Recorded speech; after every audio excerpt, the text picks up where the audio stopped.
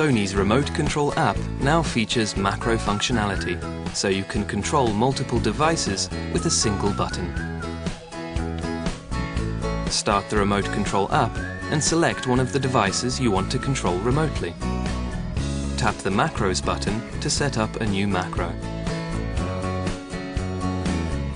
Set power, play, or any other device commands one by one.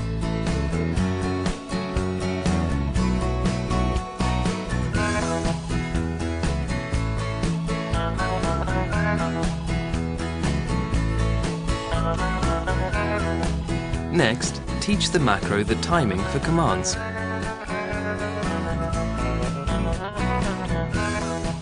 Name the new macro and you're done.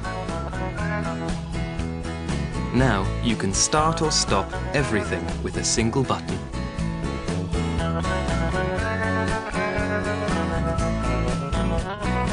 The only limit is your imagination.